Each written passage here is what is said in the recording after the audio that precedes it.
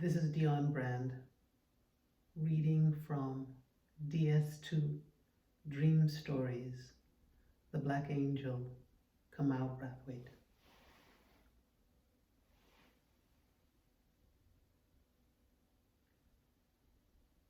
And in the warped, fantastic environment of our lives, naming and identifying a jacket was one of the less extraordinary of our happenings.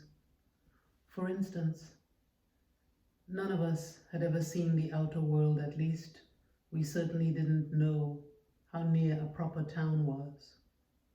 We were the offspring of lovers, convicts, the poor, and had been brought to this forest by the factory committee from we born, or in some cases from infancy. Many of us were mad, some were idiots, and a few suffered from antihistamines, hysterias, vitamin deficiencies, and allergies that behave like liars, tubers, and blood pressure diseases, result of the vicious internal breeding of our impenitential ancestors. And the women in the camp immuned themselves, transported these diseases to the ducts and hearts, the kidneys, the livers, and the lymph tracts of the others of us. Sometimes our doctors switch us on so that we could watch our cells divide and multiply on television, though of course I didn't come to learn about this prodigal technology until the day after my birthday on the 1st of May.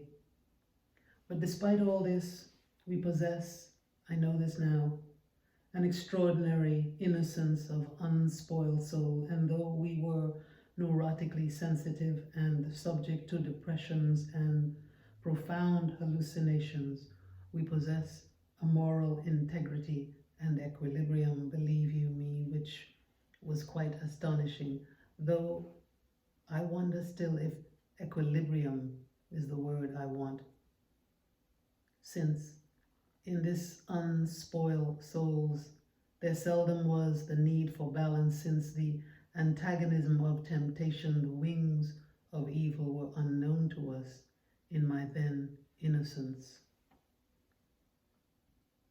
My mother now come into my coma of dream, into my dream of the drama, I suppose you could call it. I see her as if from a great distance, or rather as through a separating medium, like a moving object sheen through water.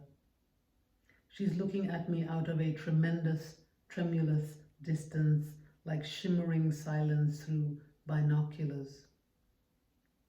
And now my mother leave the room, my other inner self still waking up in this new, unpeopled darkness. And she returned with something in her hand that looked to me, my physical eye still working the turnaround, like looking through the wrong end of a telescope, like a mathematical protractor.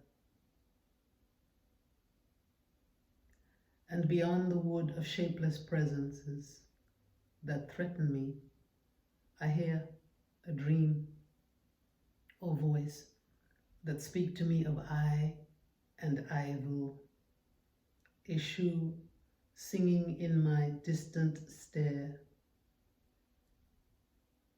There was no sun or struggle until this eclipse. Tom Mega and my mother fighting for my light.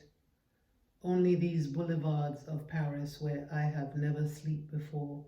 Only this black scarebird at Salt Pond, flown in from far Antarctica by a jealous lover, dark and cold, its black spike wings scorched by the meteors of space and left dead and stinkless on my childless footstep, doorstep, drum stop, omen, omen, omen of my even wider, wilder, vulture future.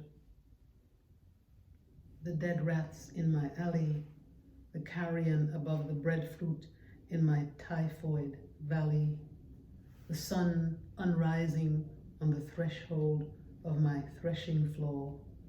No bread, no corn, no salt, no water.